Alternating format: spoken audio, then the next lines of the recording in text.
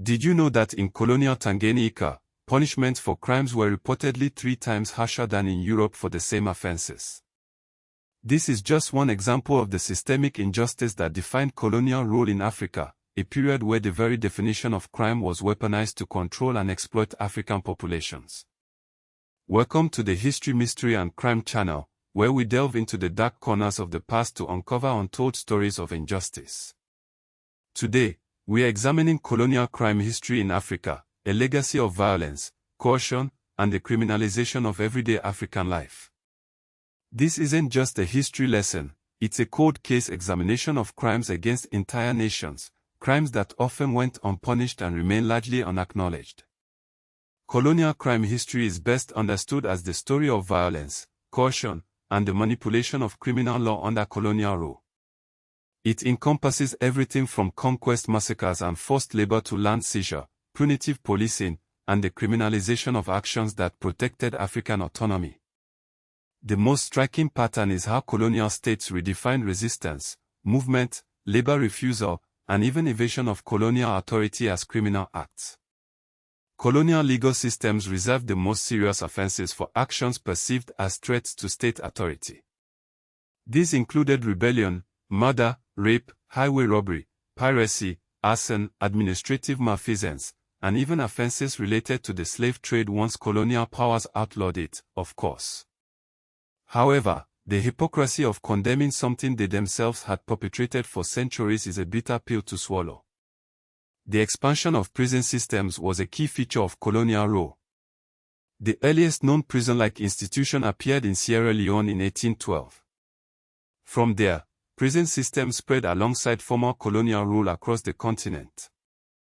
These prisons weren't just places of punishment, they became tools for controlling labor and suppressing dissent, particularly in white settler colonies. Prisons were often linked to pass laws and employment regulations, restricting African movement and forcing them into exploitative labor arrangements. The disparities in punishment were staggering. As noted earlier, in the 1950s in Tanganyika, punishments were reportedly 3 times harsher than in the colonizing country for similar crimes. This blatant inequality underscores the racist foundations of the colonial legal system. Whipping was perhaps the most widespread colonial punishment across Africa. It was a brutal and public display of power, designed to humiliate and control the African population. While it declined over time due to public exposure and tighter control, its legacy remains a stark reminder of the physical violence inherent in colonial rule. The Congo Free State, under the brutal reign of King Leopold II of Belgium, stands as one of the most horrific examples of colonial abuse. Abuses included amputations, hostage-taking, destruction of villages, and widespread whipping, all in the pursuit of rubber and other resources. These atrocities shocked the world and helped to expose the true nature of colonial exploitation. Colonial prisons also served as centers for forced labor recruitment. Rather than simply punishing offenders, they were used as reservoirs of cheap labor for colonial economies. This blurred the line between punishment and exploitation, turning the justice system into a tool for economic gain. It's important to remember that Africa was not a legal vacuum before colonial rule. Pre-colonial West Africa, for example, had sophisticated systems of criminal justice.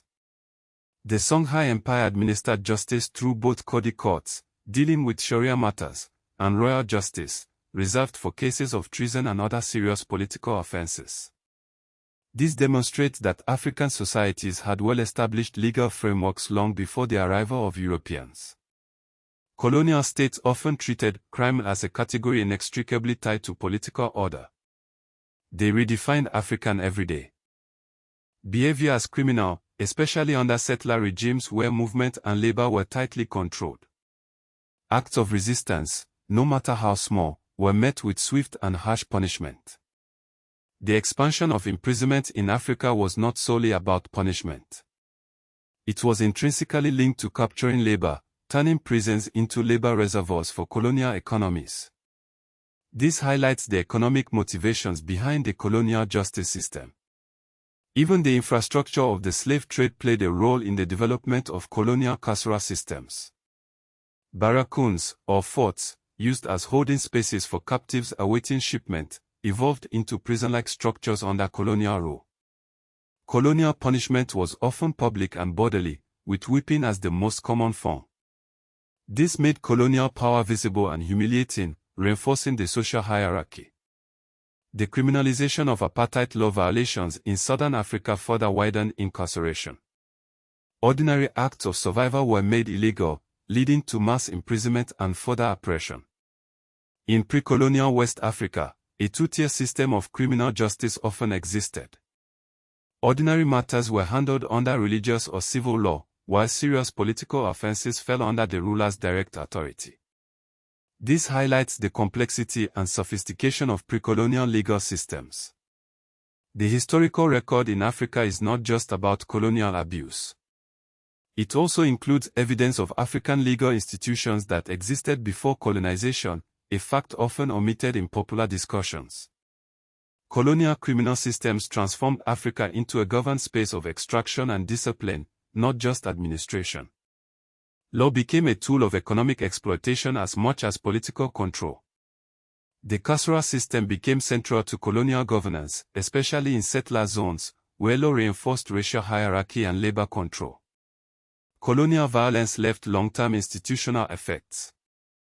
Police, prisons, and emergency powers in many African states inherited structures built to manage subject populations, not democratic citizens.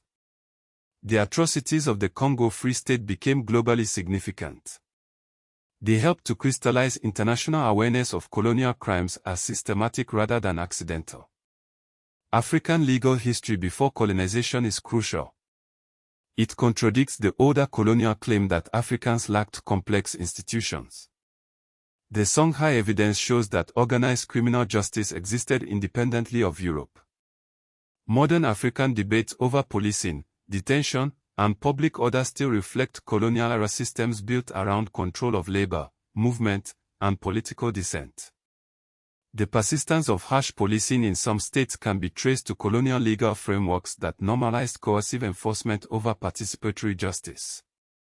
Current African Union discussions on colonial crimes and reparations draw directly on this history of slavery, colonial rule, and racial domination, framing them as crimes requiring acknowledgement and remedy. Many contemporary conflicts over land, extraction, and protest in Africa are historically connected to colonial legal systems that prioritize state and corporate access over local rights.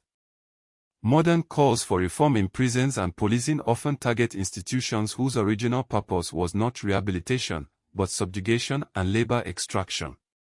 One major controversy is whether colonialism should be framed not just as domination, but as a set of criminal acts under international law. African political bodies have increasingly pushed this framing. Another controversy is the long-standing underrepresentation of African pre-colonial justice systems in mainstream histories, which can reinforce the false idea that colonial rule introduced law to Africa.